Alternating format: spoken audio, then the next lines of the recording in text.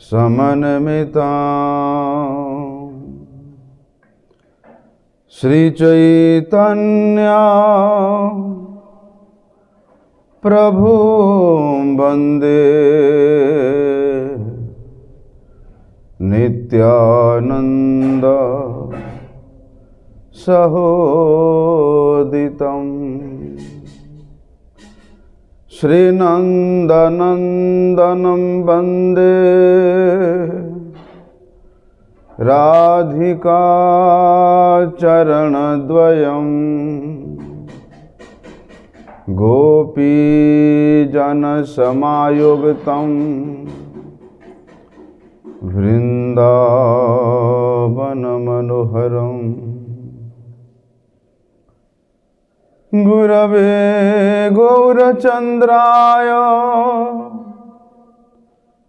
राधिकाय तदालये कृष्णाय कृष्णभगताय तद्भगताय नमो नमः। वाञ्छाकल्पतरुर्भ्यश्च कृपा सिन्धुभ्यैव च पतितानां पावनेभ्यो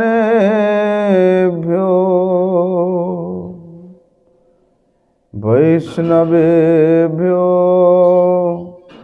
नमो नमः। पतित पावन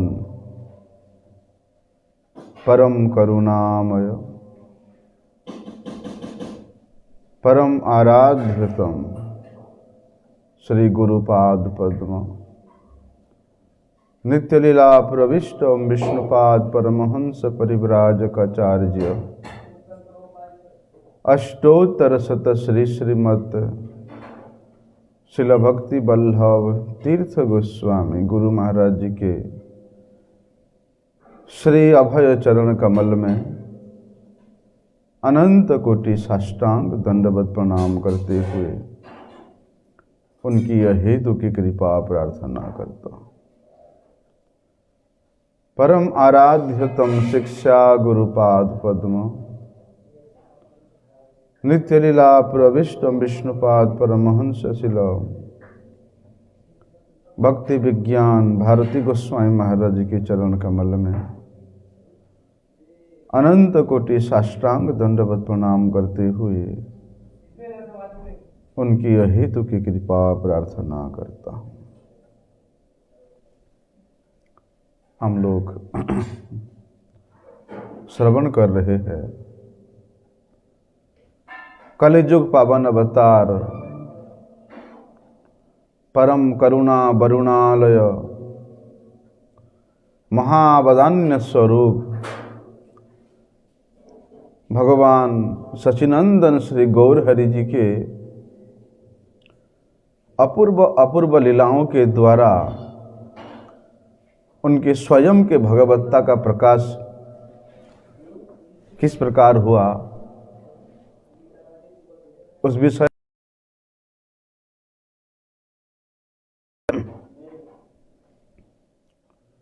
जाह्नवी तीरे नवद्वीपे गोलोकाक्षे धान्मी गोविंदो द्विभुजो गौरः सर्वात्मा महापुरुषो महात्मा महायोगी त्रिगुणातीत सत्वरूपो भक्तिम लोके काश्यति।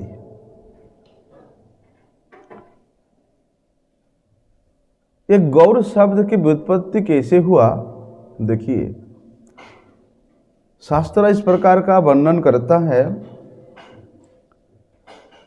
कि श्रीमती राधा रानी के प्रेम भाव में विभावित होकर के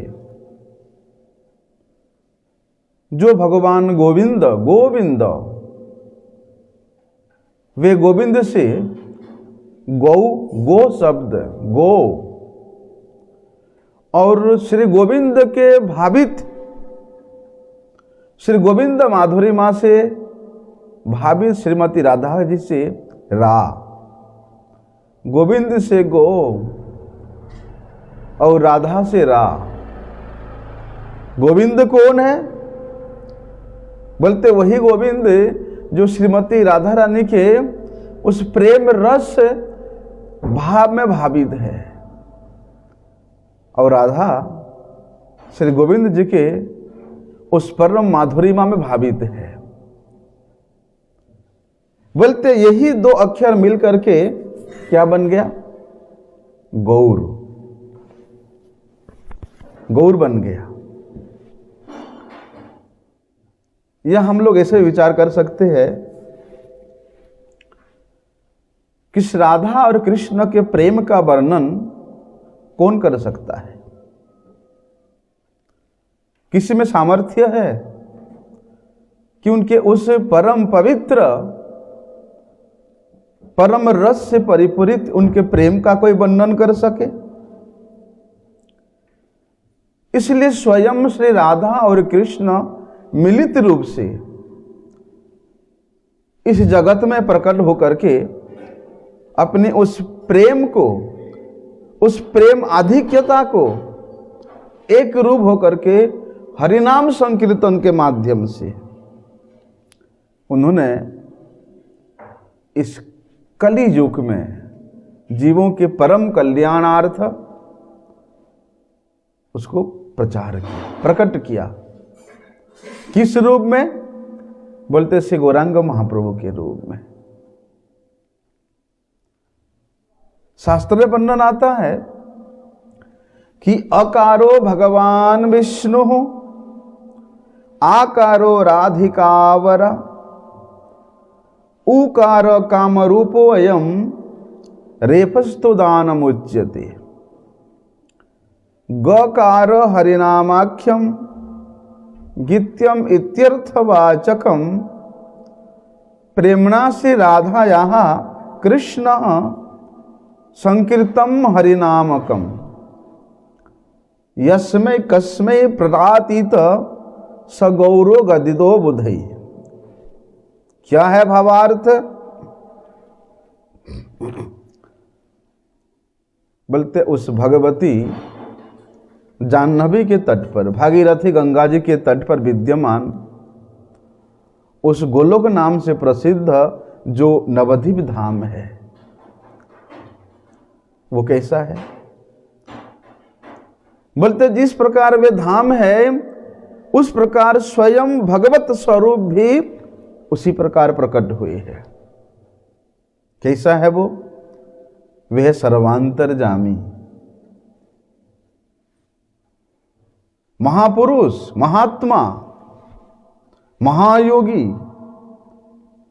त्रिगुण से अतीत, शुद्ध सत्व स्वरूप और षडेश्वर जैसे पुण्य भगवान गोविंद नंदनंदन श्री कृष्ण उस जाह्नवी के तट पे, उस गंगा जी के तट पे द्विभुज रूप से दंड और कमंडलो धारण करते हुए,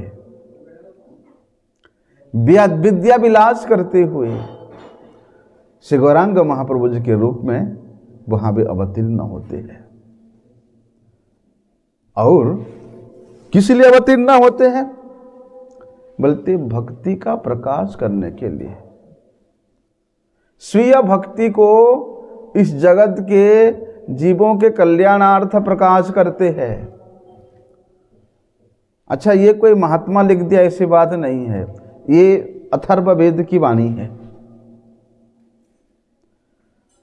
बोलते ये जो सर्व अंतर्जामिता, जितना भी गुण अभी हम लोगों ने सुना, महाजोग, त्रिगुणातीत, शुद्ध सत्व स्वरूप, षडेश्वर जो गुण है जो सुना हमने, बोलते सभी के सभी गुण हमारे भगवान श्री चैतन्य महाप्रभु में स्पष्ट रूप से प्रतिभात होता दिखाई देता है। क्या बोलते हैं उपनिषद कि एको देवः सर्वरूपी महात्मा गौरो रक्त श्यामल श्वेत रूप चैतन्यात्मा सवै चैतन्य शक्तिर भक्ताकारो भक्तिदो भक्तिवेद्य। नमो वेदांत वेद्याय कृष्णाय परमात्मने सर्व चैतन्य रूपाय चैतन्याय नमो नमः। वेदांत वेद्यम पुरुषम पुराणम चैतन्यम आत्मानं विश्वयोनिम महांतम तमेव विदित्वान् मृत्युमेति नान्यः पंथा विद्यते अजनाय। क्या कच्छप रूप धारण किया, मीन रूप धारण किया, शुकर रूप धारण किया,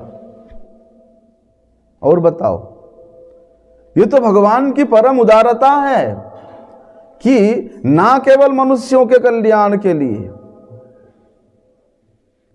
अच्छा, भगवान इन सब रूप क्यों धारण किया? देखो, जैसे भगवान मीन रूप में पधारे तो मनुष्य बुद्धिमान है, सबसे बुद्धिमान है मनुष्य, तो वे मनुष्य को ये तो सोचना चाहिए, अरे जो भगवान स्वयं काट के खा जाएंगे, कच्छप को काट के खा जाएंगे, शुकर को काट के खा जाएंगे, और बताओ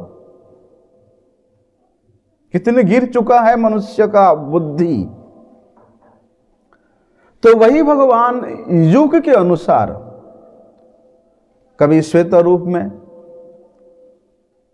सत्य युग में भगवान हंस रूप में अवतरित होते हैं श्वेत वर्ण में, त्रेता में भगवान रक्त वर्ण अवतीर्ण होते हैं, द्वापर में भगवान श्याम रूप श्यामल वर्ण में अवतीर्ण होते हैं, और कली युग में वे भगवान गौर रूप से अवतरित होते हैं।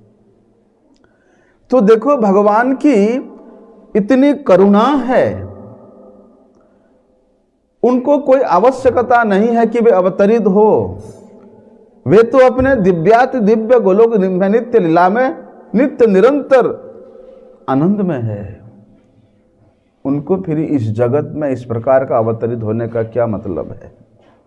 एक ही उद्देश्य में जो शुद्ध प्रेम लक्षण्या भक्ति है, जो कि आज तक किसी ने प्रदान नहीं किया था। भगवान के अनंत अवतार हुए, लेकिन किसी भी अवतारों ने इस प्रकार के जो प्रेम लक्षणा भक्ति है या भगवत प्रेम है, कृष्ण प्रेम है, वो प्रदान नहीं किया था। श्री गौरांग महाप्रभु वे प्रकार प्रदान किया। इसलिए वे गौरांग महाप्रभु को जानने के लिए ना कि विद्वान होने की आवश्यकता है, ना कि सन्यासी होने की आवश्यकता है, केवल भक्ति के द्वारा ही तमेव विदित्वा अनुमृत्युमेति, कि उन चैतन्य महाप्रभु को जो व्यक्ति जान लेता है, उनके तत्व को जो व्यक्ति अनुभव कर लेता है, बोलते विदित्वा अनुमृत्युमेति, वो मृत्यु को जय करके हमेशा के लिए वेदांत वेद्य पुरुषम पुराणम, वो चैतन्यम आत्मम भगवान पुरुष जोनिम विश्व जोनिम को प्राप्त कर लेता है। लेकिन वे भगवान कैसे जाने जाएंगे? बोलते केवल भक्ति के द्वारा। नान्यः पंथा विद्यते अजनाय, दूसरा कोई पंथा, दूसरा कोई रास्ता है नहीं। तो बोलते हैं जो निखिल वेदांत है, उस वेदांत के द्वारा जानने योग्य जो भगवान श्री कृष्ण का स्वरूप है, जिसको कि स्वयं वेदव्यास जी ने मंत्रों के माध्यम से रचना किया, वे परमात्मा को जानने के लिए और सभी प्रकार के चैतन्यता से परिपूर्ण, चिन्मयता से परिपूर्ण, रस से परिपूर्ण, ऐश्वर्य से परिपूर्ण, वैराग्य से परिपूर्ण, ज्ञान से परिपूर्ण, सौंदर्य से परिपूर्ण जो भगवान श्री चैतन्य महाप्रभु है, बोलते उनको तमाम श्रुतियां बारंबार प्रणाम करती है। इसलिए वे भगवान इस जगत के आदि कारण है, वे मूल कारण है। और इस बात को ब्रह्मा जी स्वयं वर्णन करते हैं। ईश्वरः परमः कृष्ण सच्चिदानंद वेद्य है, वे सर्वांतरात्मा है, वे पुराण पुरुष है, वे सब कारणों के परम कारण है और वे इस विश्व के भी आदि कारण है। वे पुरुषोत्तम भगवान इस जगत में कली काल के प्रथम संध्या में श्रीमन महाप्रभु जी के रूप में अवतरित होते हैं।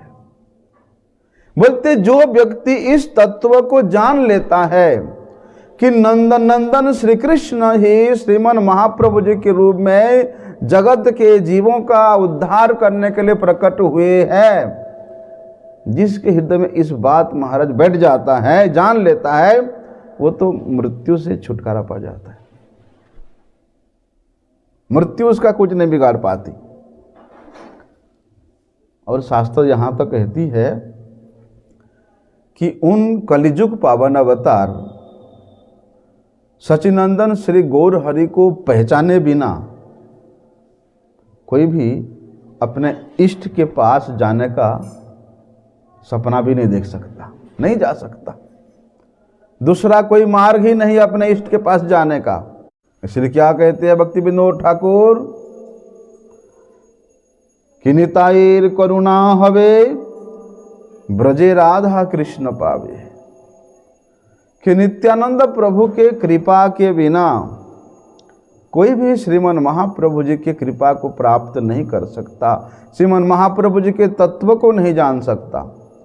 और जो व्यक्ति श्रीमन महाप्रभु जी के तत्व को नहीं जाना, वो व्यक्ति श्री राधा कृष्ण के तत्व को कभी भी जान नहीं सकता है। बताया है अथर्ववेद में, इस बात को बड़े सुंदर रूप से बताया है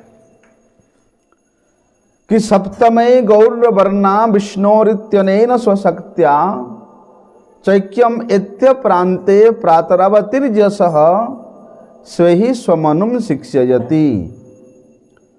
अस्य व्याख्या सप्तमे मन्वन्तरे वैवस्वत मनो गौरवर्णो भगवान स्वशक्त्या ह्लादिनी शक्त्या ऐक्यम प्राप्य प्रान्ते कलियुगे प्रातः प्रथम संध्यायाम अवतीर्णो भूत्वा सह वै सपार्षदै स्वमनुं हरे कृष्णादि जनान् शिक्षयति उपदिशति इत्यर्थः। अथर्ववेद का पुरुषवधिन्याम प्रसंग में वर्णन है। देखिए, जब सप्तम मनमंत्र कौन सा है? वैवस्वत मनमंत्र। उस वैवस्वत मनमंत्र के जो 28वें चतुर्युग है, उस 28वें चतुर्युग के द्वापर के अंत में जो कली आता है, उस कली के प्रथम संध्या में भगवान अपनी ह्लादिनी शक्ति से अर्थात श्रीमती राधा रानी जी के भाव और कांति रूपी शक्ति से एकता धारण करते हैं। और वही एकता स्वरूप कौन है? श्रीमन महाप्रभु। एकता धारण करके भगवान अवतीर्ण होते हैं और अपने पार्षदों के साथ मिल करके क्या करते हैं?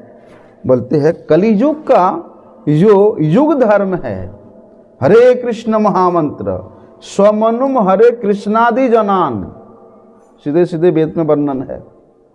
हरे कृष्ण महामंत्र, इस महामंत्र का उपदेश जगत के जीवों के लिए करते हैं। इसलिए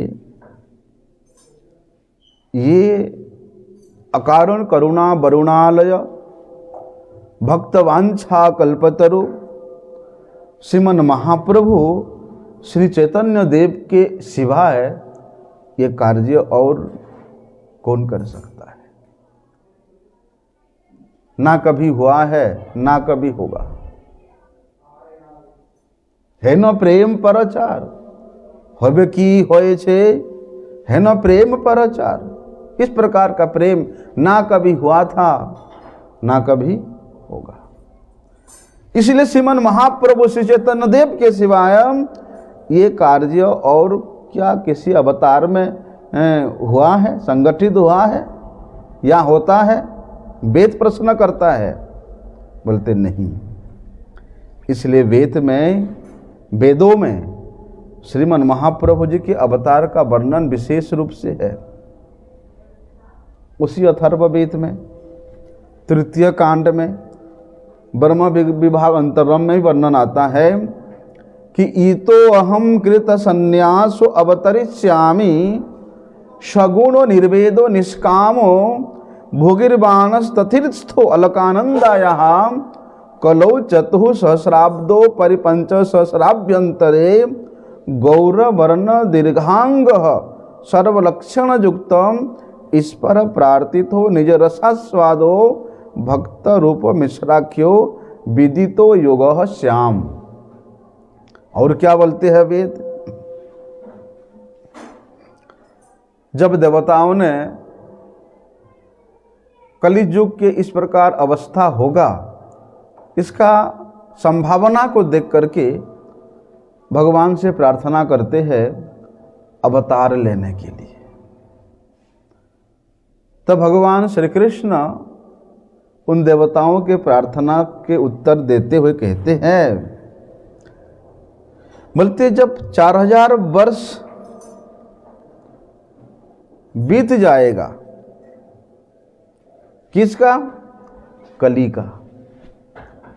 कली का जब 4000 वर्ष बीत जाएगा, उसके बाद 5000 वर्ष के मध्य में गंगा जी के किनारे में स्वयं शंकर अवतार श्री अद्वैत आचार्य जी के प्रार्थना से द्रवीभूत होकर के मैं संन्यास रूप धारण करके इस जगत में, इस गोलोक से उस जगत में प्रकट होगा। कैसे? बोलते हैं वैराग्य का शिक्षा देते हुए, वैराग्य का आचरण करते हुए, निष्कामता का शिक्षा देते हुए, बोलते ब्राह्मण के रूप में मैं अवतरित होऊंगा। ये बात भी भगवान बता देते हैं कि गौर वर्णो दीर्घांग सर्वलक्षण युक्त। बोलते उस समय मेरा जो वर्ण होगा कैसा होगा? बोलते गौर वर्ण होगा। नेत्र भुजा जितने भी अंग है एकदम लंबायमान होगा। बोलते जैसे महापुरुष का लक्षण होता है, उन सभी प्रकार के लक्षण से युक्त मैं अपनी रस का आस्वादन करने के लिए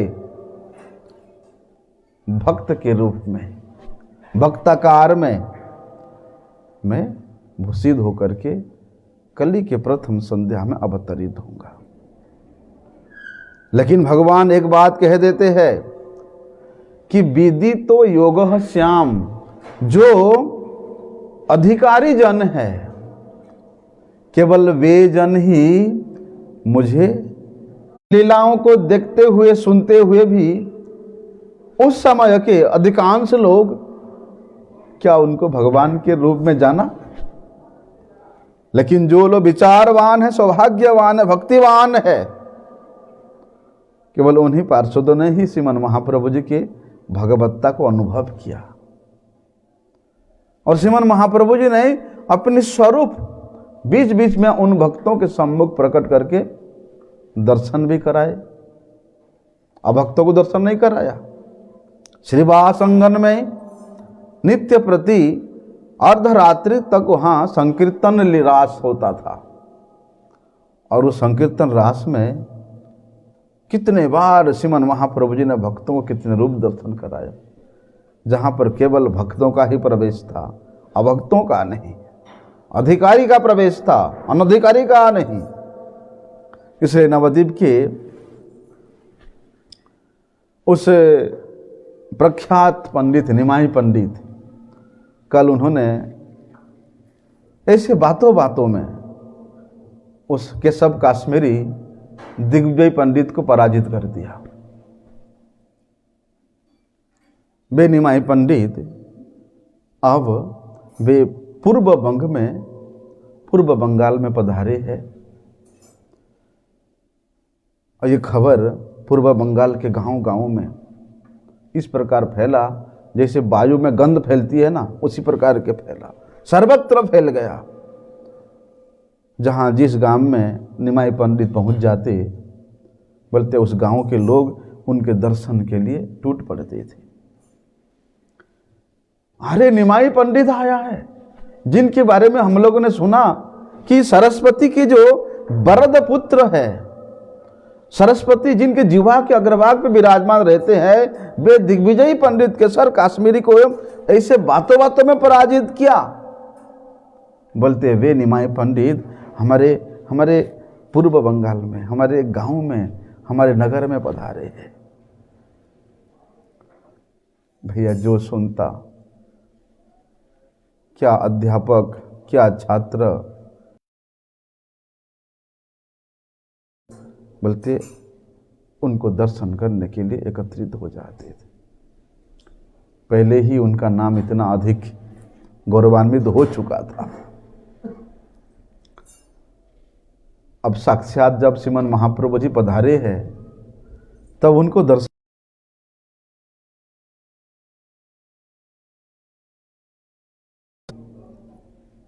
निमाई पंडित भी बड़े प्रेम से सभी छात्रों को, अध्यापकों को भी बहुत कम समय में उनको विद्वान बना दिया। ना केवल विद्वान बनाया, बोलते हैं उनको ऐसा पदवी भी प्रदान किया। बड़े बड़े विद्वान से लेकर जो साधारण जनता तक, वे सभी बड़े प्रेम से श्री निमाई पंडित के मुख से ना केवल व्याकरण की बातें, बल्कि पारमार्थिक बातें भी सुनने के लिए बड़े आह्लादित होते थे। तो जिन दिनों से निमाई पंडित वहाँ पूर्व बंगाल में भ्रमण कर रहे थे, बोलते हैं उन्हीं दिनों वहाँ के गांव का एक बड़े ही सुकृति संपन्न तेजस्वी ब्राह्मण वे रहते थे। क्या नाम था? नाम था उनका तपन मिश्र।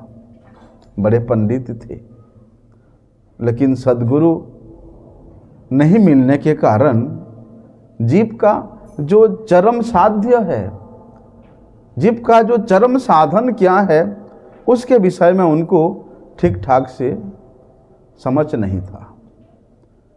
इसलिए क्या करे ना करे, इसी चिंता में वो बड़े शंका बना रहता था उनके हृदय में कि मैं क्या करूं जिससे मेरा कल्याण होगा, मंगल होगा। अपने इष्ट मंत्र का अवश्य वे निरंतर जाप करते थे, लेकिन जाप करने से क्या होगा? एक निर्दिष्ट साधन जब तक नहीं करेंगे, बोलते वे साधन के अभाव में चित्त बड़ा दुखी रहता था। हम लोगों को गुरु मंत्र तो मिल गया, लेकिन उस मंत्र को लेकर के हम लोग कितना साधना करते हैं, उस मंत्र को लेकर के हम लोग कितना चिंतन करते हैं, बोलते वही गुरु प्रदत्त मंत्र को लेकर के ही नित्य निरंतर चिंतन करना, साधन करना ही शिष्य का कर्तव्य होता है।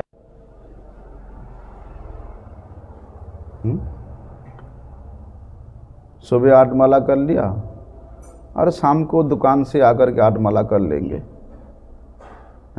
बस हो गया। नहीं, बोलते जब तक साधन का अभाव रहेगा तब तक चित्त में कभी प्रसन्नता नहीं आ सकता। तो वही तपन मिश्र, उन्होंने एक दिन रात में सपन में देखा कि एक बड़े सुंदर देव मूर्ति उनके सामने प्रकट होते हैं, और वे देव मूर्ति तपन मिश्र को सपने में बोल रहे हैं कि हे ब्राह्मण देव, मैं आज तुमको एक बड़े ही रहस्य नर नारायण है। बोलते वे नारायण ही नर के रूप में, भक्त के रूप में इस जगत के कल्याण करने के लिए लीला कर रहे हैं। इसलिए तुम अपने मन के सभी प्रकार के शंका को परित्याग करके यथाशीघ्र उनके चरणों में शरण हो जाओ, उनके समीप में जाओ। वे श्रीमन महाप्रभु ही तुमको वास्तविक यथार्थ जो साध्य साधन है उसका रहस्य बतला करके तुम्हारे मन में जो एक व्यथा है उस मन के व्यथा को वे दूरीभूत करेंगे।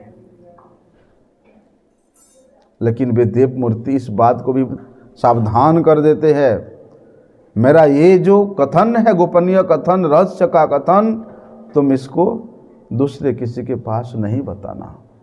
यदि बताओगे तो संसार में फंस करके पुनः पुनः जन्म मरण के चक्कर में फंसते रहोगे। ऐसा कह करके वे देव मूर्ति वहाँ से अंतर्ध्यान हो जाते हैं और ब्राह्मण भी इधर से उठ कर बैठते हैं और ऐसा एक अपूर्व सपना को देख कर सराहना करने लगते, बड़े प्रशंसा करने लगते हैं।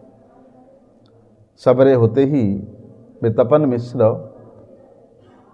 अपने समस्त प्रकार के नित्य कर्म करके वे निमाई पंडित के चरणों में उपस्थित होते हैं।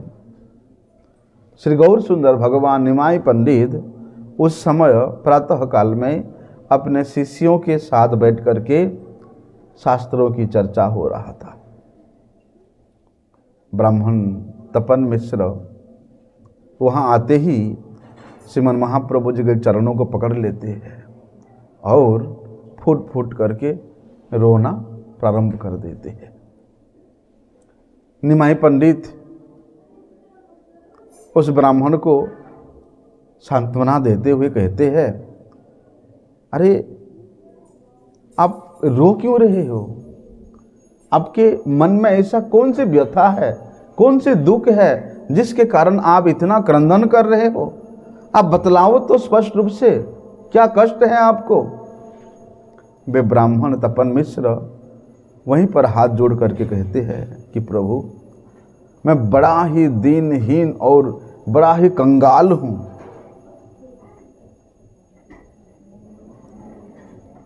क्या कहते हैं? बोलते हैं कि मेरा सारा जीवन तो प्रभु व्यर्थ ही बीत गया।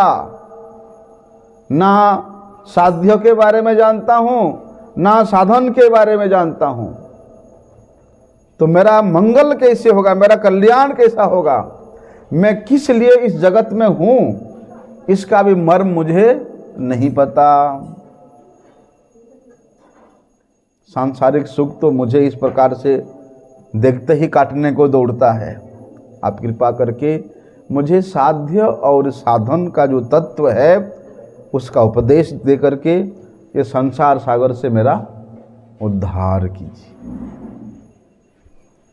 निमाई पंडित ने मुस्कुरा करके बड़े मधुर मधुर वाणी से प्रेम पूर्वक वे कहते हैं कि हे ब्राह्मण देव,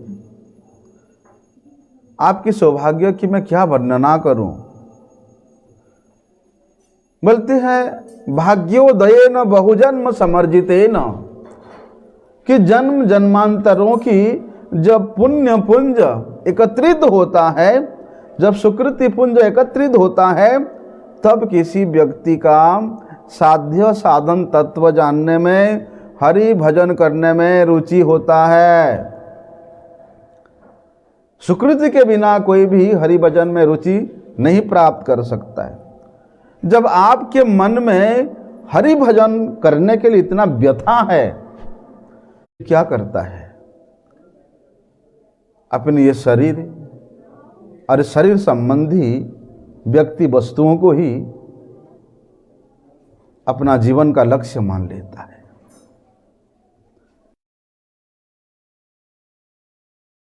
जो संसार रूपी मरुभूमि है, उस मरुभूमि में वे जन्म जन्मांतर से कितने जन्म बीत गया, कल्प कल्पांतर से, युग युगांतर से उस अमृत की खोज कर रहा है। अरे उस मरुभूमि में तुमको कहां से मिलेगा? लेकिन उस मरुभूमि में ना जल के बिना कांटिलेदार पत्ताओं के द्वारा इस प्रकार से बुरा फंस गया है कि उसी से उद्धार पाने के लिए प्रयास कर रहा है। तो कहते हैं जो व्यक्ति इस संसार के माया के बंधन में आबद्ध हो जाता है, ऐसे जीवों के उद्धार के लिए भगवान और उनके जो निजजन है, अभी वेद तो अनादि काल से प्रकट हुआ है ब्रह्मा जी के मुख से। वेद में तभी से श्रीमन महाप्रभु है, वेद में तभी से इस कलियुग के युगावतार का वर्णन है, कलियुग के युग धर्म का वर्णन है। लेकिन कोई जानता था? कोई मानता था? कलियुग के युगावतार जब स्वयं श्री चैतन्य महाप्रभु जी प्रकट हुए, वे स्वयं ही इस कलियुग के धर्म का प्रवर्तन किया। श्रीमन महाप्रभु जी के अंतर्धान होने के 200 वर्ष के बाद पुनः वे युग धर्म इधर उधर बिखर गया। अनेक प्रकार का लोगों ने नाम बना लिया, लेकिन फिर श्री बलदेव विद्याभूषण प्रभु जी आए, जगन्नाथ दास बाबा जी महाराज आए, श्रील भक्ति विनोद ठाकुर जी आए, पुनः वे युग धर्म हरिनाम संकीर्तन को प्रचार किया। तो उसी प्रकार समय समय पर स्वयं भगवान और भगवान के प्रिय पार्षदों ने इस जगत में अवतरित होकर के उस युग धर्म का पुनः स्थापना करते हैं।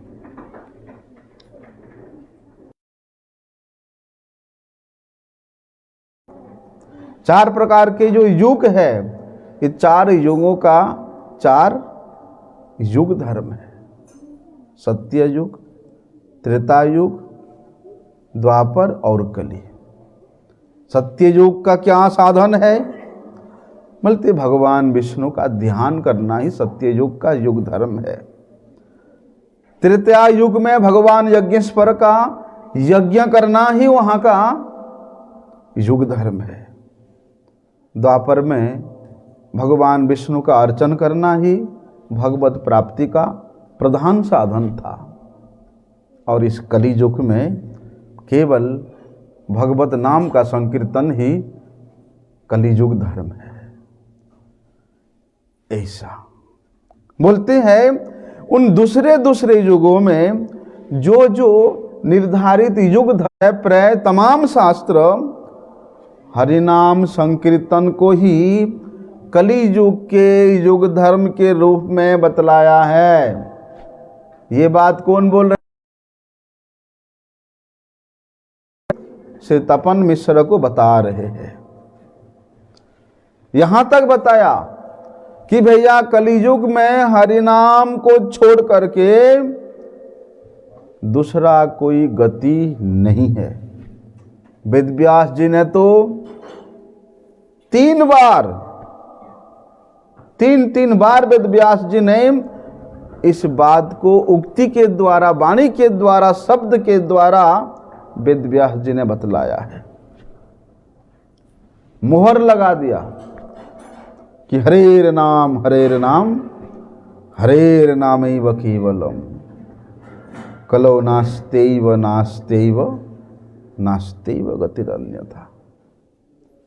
कि भैया ये हरिनाम के अलावा, हरिनाम को छोड़ करके, हरिनाम के सिवा इस कलियुग में दूसरा कोई उद्धार पाने का उपाय नहीं है और नहीं है। मुहर लगा दिया उन्होंने। इसलिए श्रीमन महाप्रभु जी कहते हैं कि हे ब्राह्मण देव, भगवान के नाम की महिमा तो वेद भी वर्णन करने में असमर्थ है। बोलते नाम और नामी भगवान दोनों में किसी प्रकार का भेद नहीं। अभिन्नत्वात् नाम नामिनो, नाम और नामी दोनों अभिन्न तत्व है।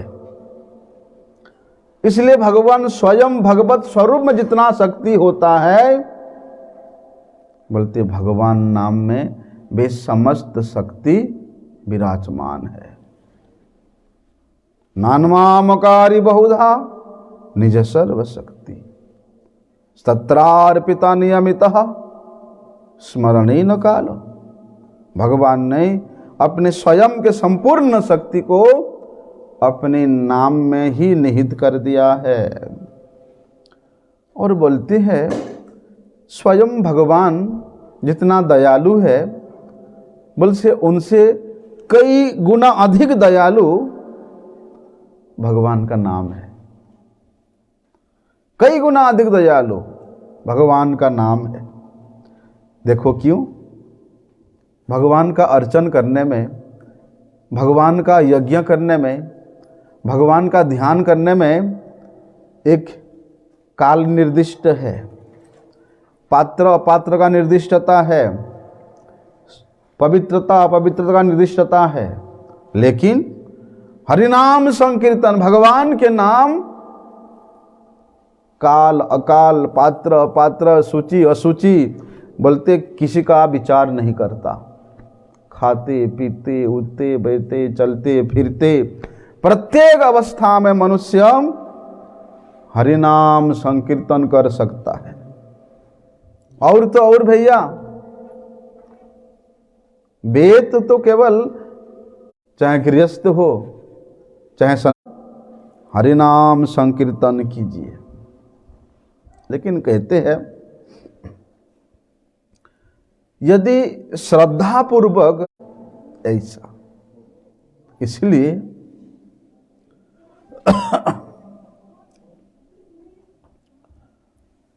क्या साधन है और क्या साध्य है, ये तत्व अपने आप आपके सम्मुख प्रकट हो जाएगा। यदि आप श्रद्धा पूर्वक अपराध से रहित होकर के साधुओं के संग में हरिनाम करेंगे तो अपने आप प्रकट हो जाएगा। इसलिए हे ब्राह्मण देव, आप तनिक चिंता कीजिएगा, थोड़ा चिंता कीजिएगा। श्रीमन महाप्रभु जी के ये तत्व के बात को, मधुर वाणी को सुन करके तपन मिश्र पुनः हाथ जोड़ करके भगवान से जिज्ञासा करते कि भगवान कि हे प्रभु, इस कलियुग में हरिनाम संकीर्तन ही जीवों का एकमात्र गति है, ये बात में मेरा तनिक भी संदेह नहीं है। परंतु आप कृपा करके ये तो बतला दीजिए कि हरिनाम में किस नाम को समझा जाए। भगवान का तो बहुत नाम है, किस नाम को समझा जाए? तब श्रीमन महाप्रभु जी उत्तर देते हैं, बोलते पुराण में और तंत्र में और अनेक शास्त्रों में 16 नाम जो कि 32 अक्षरों से युक्त है। क्या है वो? हरे कृष्ण कृष्ण कृष्ण हरे हरे, हरे राम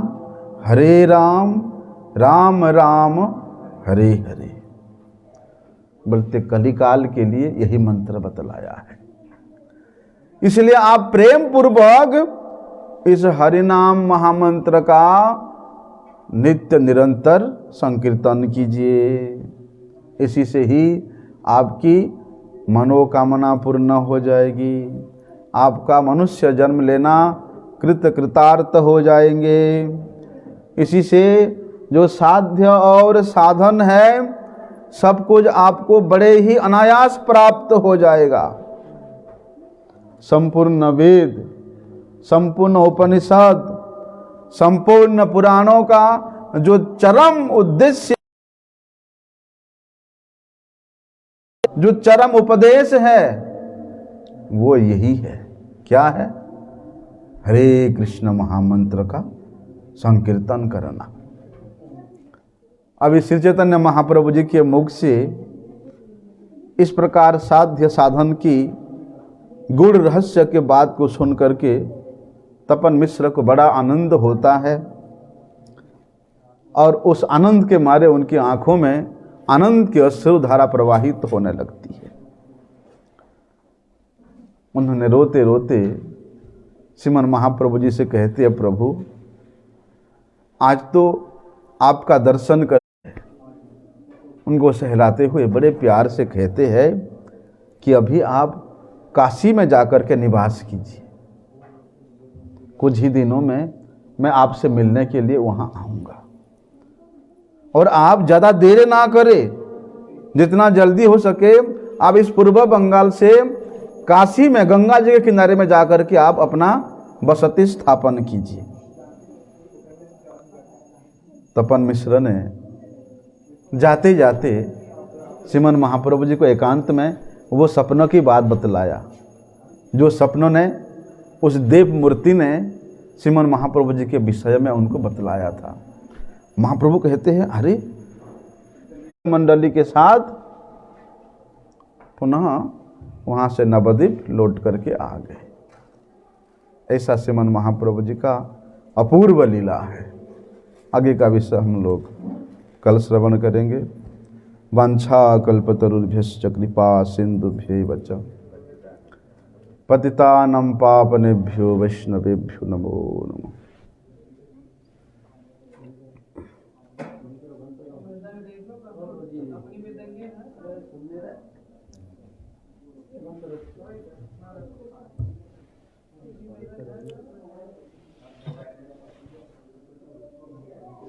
माधव मृदंग को अंदर रख देना।